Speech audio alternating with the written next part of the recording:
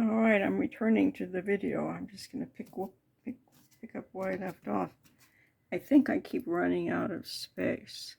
Anyway, these are the Chengdu tube watercolors from Temu. Pretty much all of the Chinese watercolors that come in tubes are going to be about like this. These are good. They've been in the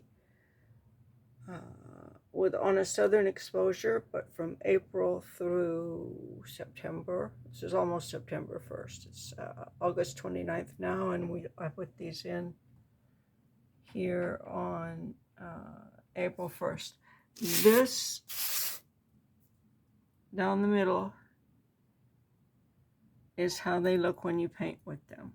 Now, some of these paints, oh boy, I want that color. Stick with the colors that are actually a color that oh, it's not some fancy name. It's just something that you know, like indigo, for example. It's a good solid color. There it is over there. But you see, this is rose. Most rose, everything is light. But you can use these if most people don't hang their watercolors up in the sun. This is a test strip here. So the ones that do fade, and they already faded, is this rose red and the crimson red and this green lotus, which is actually purple, so that doesn't really matter. And there's your violet. That doesn't matter. You've got a nice crimson here that you can mix with either of your blues. You've got a cobalt blue and an ultramarine blue, and as well as a more greenish blue. Sometimes there's a purplish blue, but anyway, it's indigo here. They're all good solid ones. You see that?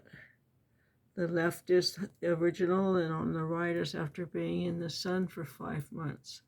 This dark green did not hold up too well, which is weird because the yellow part is what's left. And again, you mix yellow and blue, these nice blues here, it's gonna be all right. Let's see. This phthalo green is the most stable of all of them.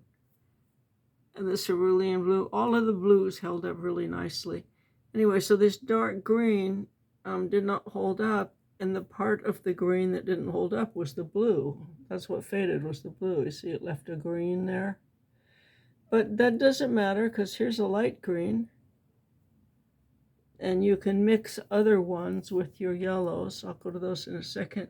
This here, this sap green, it lost a lot of everything.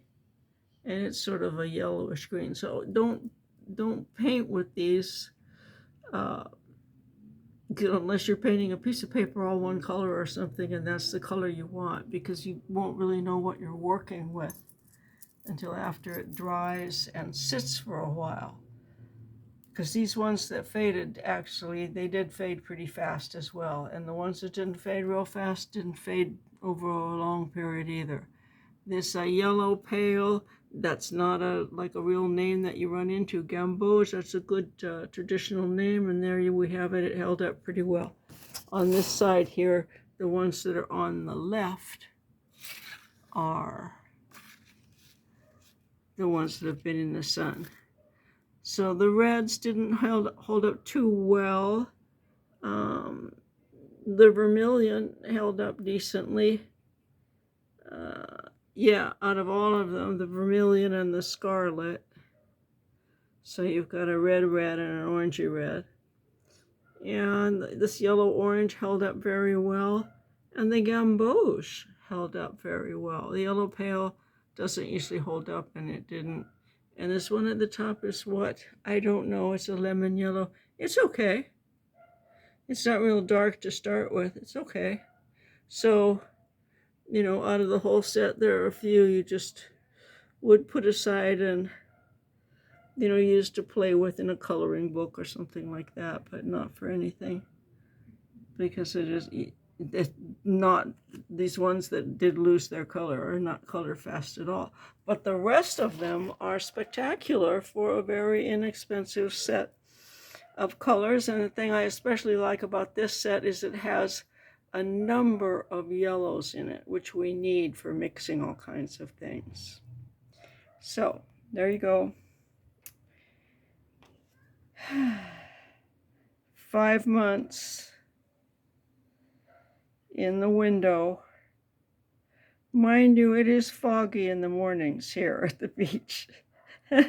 from June, July, yeah, from July through August, but still.